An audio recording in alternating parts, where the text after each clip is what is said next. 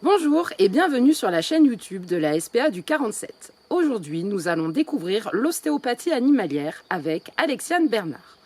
Vous trouverez dans cette vidéo en quoi consiste l'ostéopathie animalière, pourquoi et quand faire une séance, et vous, en tant que propriétaire, comment savoir si votre animal en a besoin. Allez, je vous amène au refuge rejoindre Alexiane. C'est parti!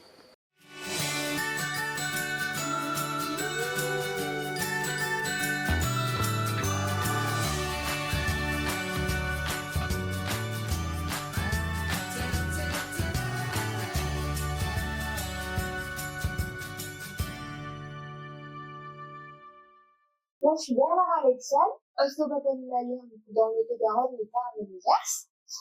J'ai décidé de faire ces études parce que j'ai toujours été passionnée par les animaux, que ce soit les chiens, les chevaux, les vaches, les chèvres, tout ce qui est dans le monde animalier.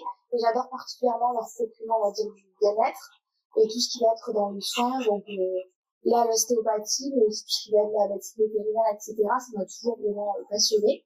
Et donc, je me suis lancée dans l'étude d'ostéopathe animalier en 2018.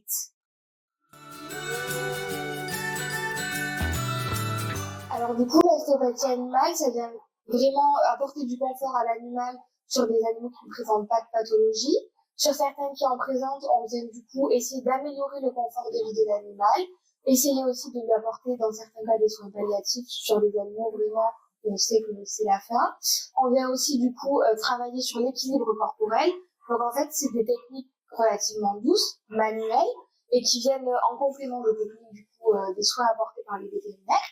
Et l'objectif, c'est vraiment de prendre l'animal dans sa globalité, de lui adapter un schéma corporel qui lui convient, et de travailler aussi avec ce que l'animal a, si c'est de la dysplasie, de l'arthrose ou autre.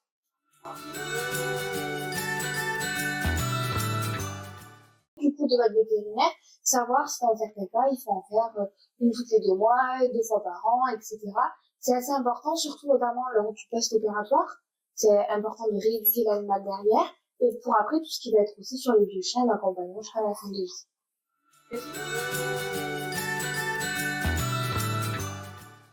Alors, déjà, pour les boiteries, si l'animal est irrégulier ou boiteux, ou par exemple sur un animal qui a du mal à se coucher, du mal à se lever, ou même sur des animaux qui peuvent présenter des troubles du comportement, de l'agressivité quand on touche certaines zones, du mal par exemple à jouer alors qu'il est très joueur, des choses comme ça, ou des refus de balade. Pareil, là, dans ce cas-là, on peut se diriger vers un ostéopathe. Donc d'abord, quand on nous amène un animal, il est primordial de faire un état de santé pour savoir si l'animal est apte ou non à recevoir une séance d'ostéopathie. Donc déjà, on vient palper globalement, voir s'il n'y a pas des zones de chaleur. On regarde aussi qu'il n'y ait pas de plaie sur l'animal, parce qu'on sait jamais. On regarde toujours les muqueuses, vérifier qu'elles sont bien roses et pas blanches du coup. On regarde l'état des oreilles. Et très bien. Hop. Et très bien. On vérifie que la 3e paupière ne soit pas sortie.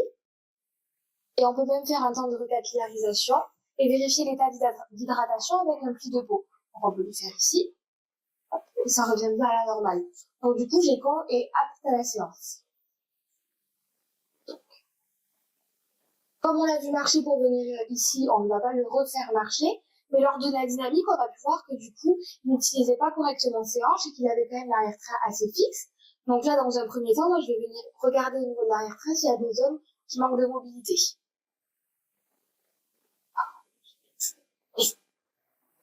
Donc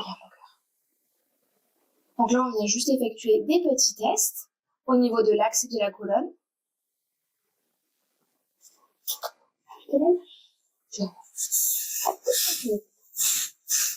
On va venir effectuer, du coup,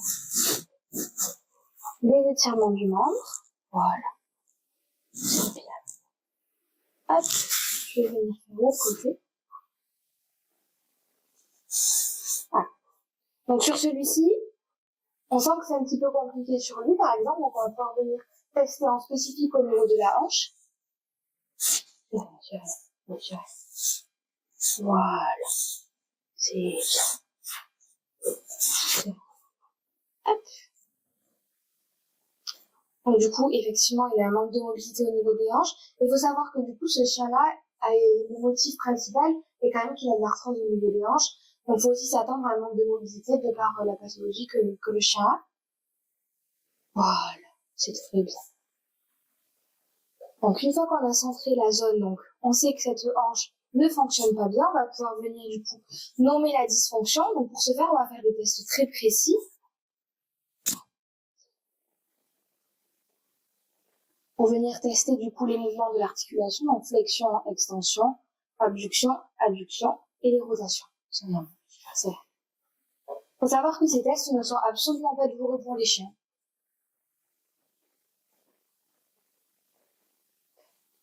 Là, c'est bien.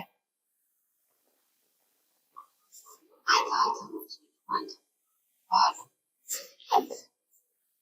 Maintenant que je sais que cette zone-là est entre guillemets sensible, que j'ai les dysfonctions en tête, je vais pouvoir remonter le long de la colonne pour aussi regarder au niveau des antérieurs, des cervicales et du crâne si j'ai d'autres dysfonctions.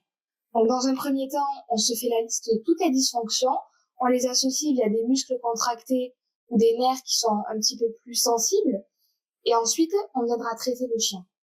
Donc on dit traiter, c'est-à-dire venir remobiliser les zones qui manquent de mobilité.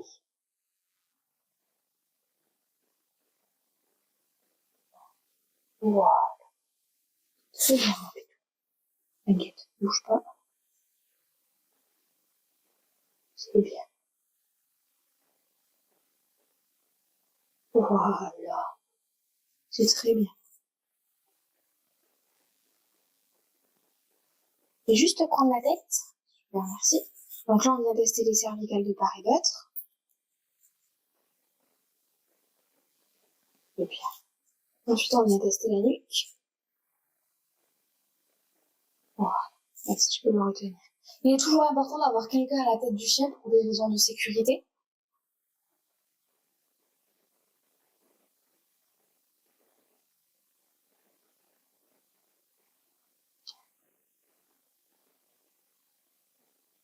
Maintenant, je vais venir écouter au niveau du crâne s'il y a des dysfonctions ou pas. Ça va être propre à chaque individu.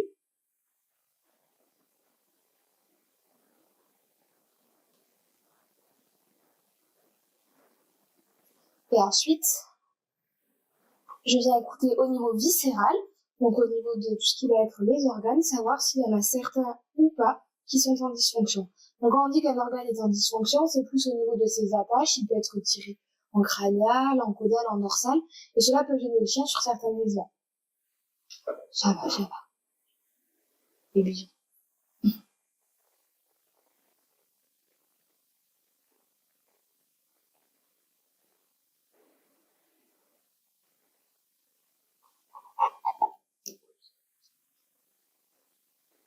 Donc, sur notre petit gecko, nous avons la hanche du coup gauche qui fonctionne un petit peu moins bien lors de la flexion.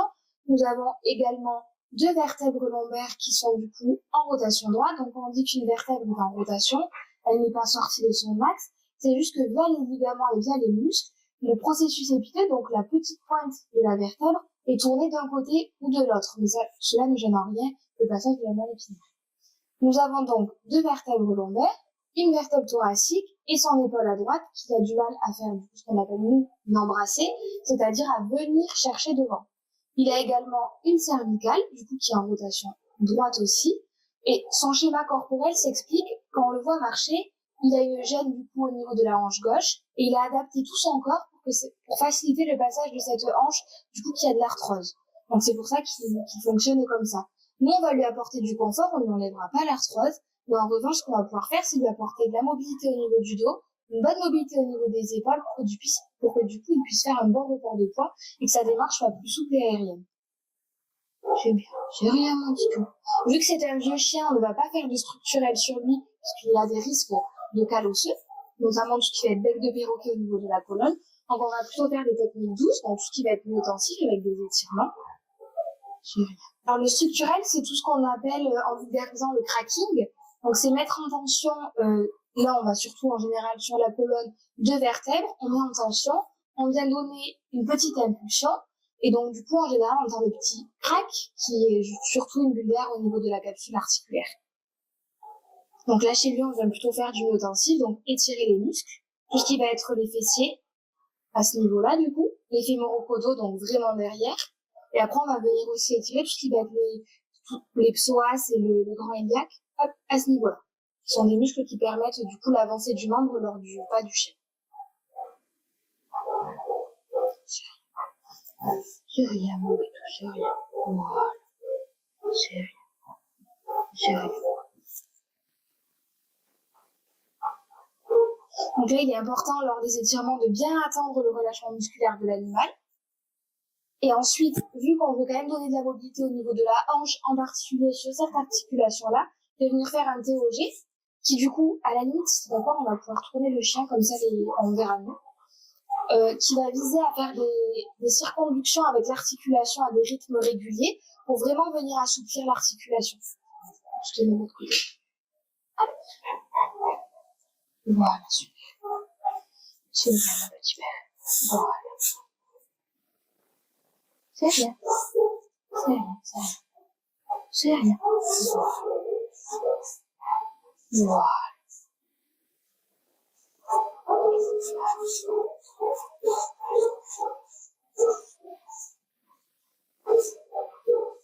Donc on fait dans un sens, puis dans l'autre, bien évidemment, pour récupérer tous les ligaments de l'articulation. Voilà. Quand le chien, du coup, relâche un petit peu les tensions, donc là, par exemple, lui, il s'assoit parce que c'est pas confortable pour lui de rester trop longtemps sur ses postérieurs. Donc, ce qu'on va pouvoir venir faire, c'est venir faire des techniques dites tissulaires. Donc là, pour le coup, on voit pas beaucoup les nerfs de l'ostéopathe bouger. C'est parce qu'on vient travailler sur tout ce qui va être fascia, qui sont du coup des sortes de feuillets qui viennent entourer les muscles et qui viennent entourer toutes les articulations et qui sont vraiment partout dans le corps. Ça fait une sorte de toile d'araignée qu'on va venir doucement détendre pour libérer les tensions. Dans les fascias, il y a les veines qui passent, les artères et les nerfs. Donc c'est important que le fascia soit libre pour du coup venir bien nourrir l'articulation et tout ce qui va être les tissus périphériques.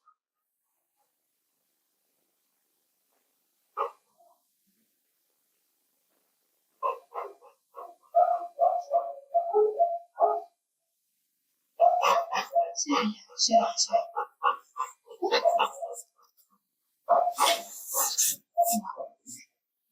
C'est rien. C'est rien.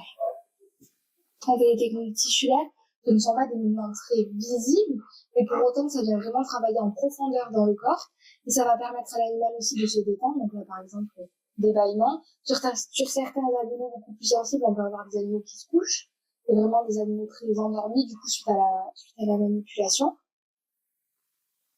Et l'important, du coup, ça va être de vérifier que le tissu vient bien bouger dans tout son ensemble, et qu'on n'ait pas une zone de restriction, donc une zone de point de fixité.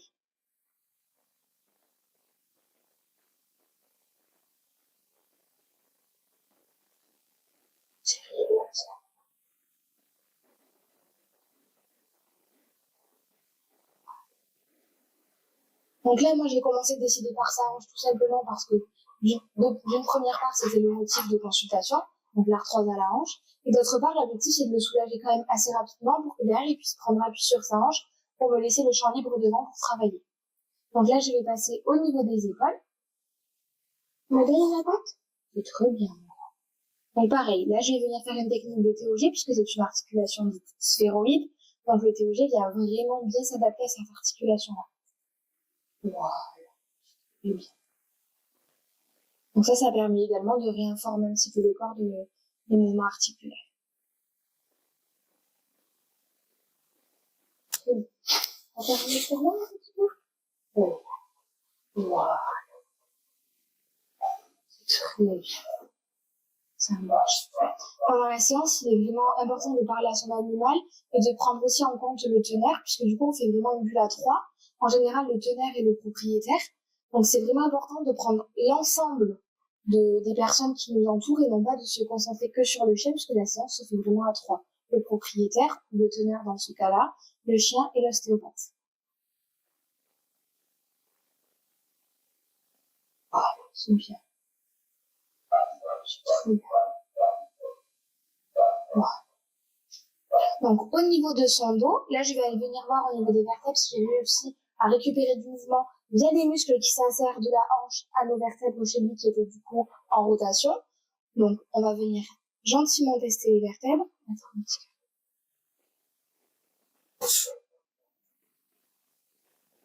Ah, c'est rien, ça.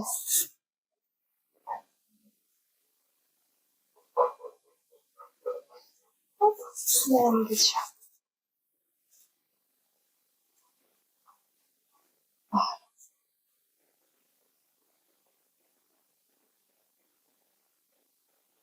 Donc là, il me reste une restriction de mouvement au niveau de sa L2.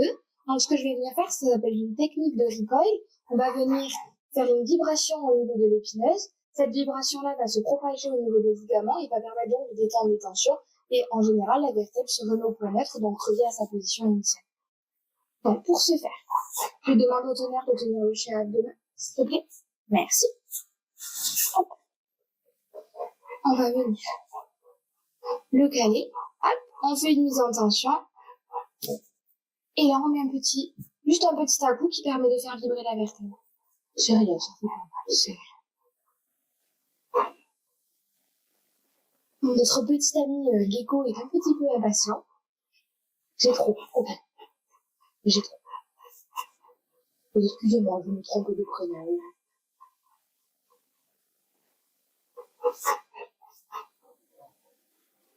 Non, ça va.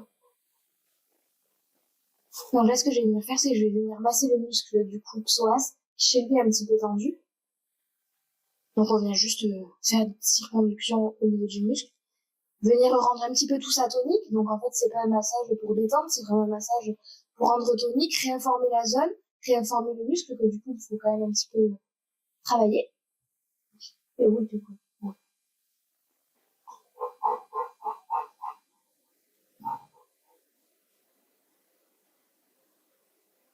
Et tiens, mon petit cœur.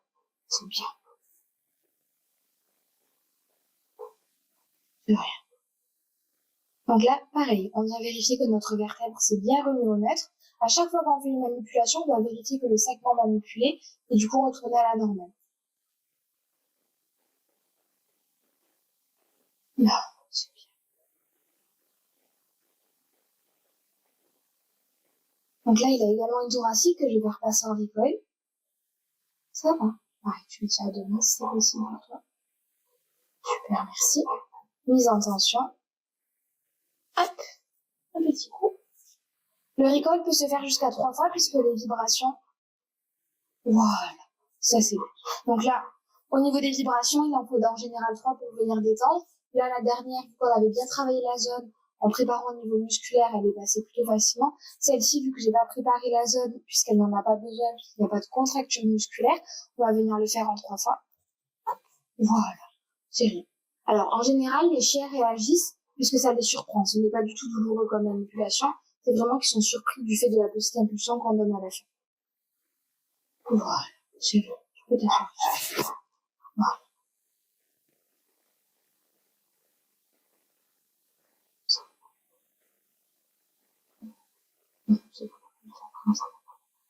Voilà. Donc là, on a retrouvé de la mobilité au niveau vertébral. On va venir voir si on a gagné en amplitude. Oh ben, tiens. Et que ça fait du bien. Oh oui. C'est soulage. T'as raison. C'est bien. On refait un peu? Allez. Voilà. Très bien. Et on va venir tester les appuis, voir si l'appui autant d'un côté que de l'autre, du coup, s'il est bien harmonisé. Voilà. Très bien, mon petit père.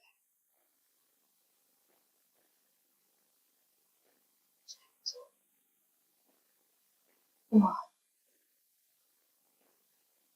Donc là, pour ces cervicales, puisqu'il y en a une de bloquée, tu peux lâcher s'il te plaît. Merci. Je vais venir juste faire du intensive, vu que c'est un vieux cher. Et donc, du coup, quand même. Donc quand le chien veut pas, il ne sert à rien d'insister, puisqu'on va le braquer. Donc en général, on vient faire dans l'autre sens, en indirect, pour du coup faire l'effet inverse, décontracter et contracter d'autres muscles. Voilà. Voilà. C'est bien. Voilà. Ah, voilà. Tu vois? Bah oui. Ça sert à rien de se mettre dans ce décor. Ça va. Voilà. Ça c'est bien. C'est très bien. Donc le fait d'avoir été dans le sens inverse lui a permis de se décontracter ses muscles, ça nous a permis de lâcher. de passer du coup la cervicale dans le sens que vous voulez.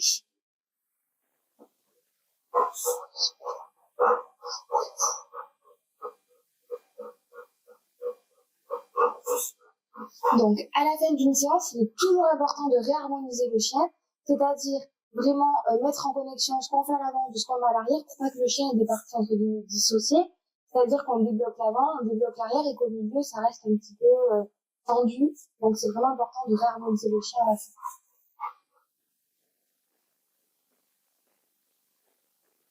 Voilà. C'est très long. Dans les cas où le chien, du coup, appartient à un propriétaire ou alors à des conditions de vie, on va dire, de famille, il est important de conseiller 48 heures de repos en fonction de la séance, voire 72 heures dans certaines, voire dans d'autres, pas du tout.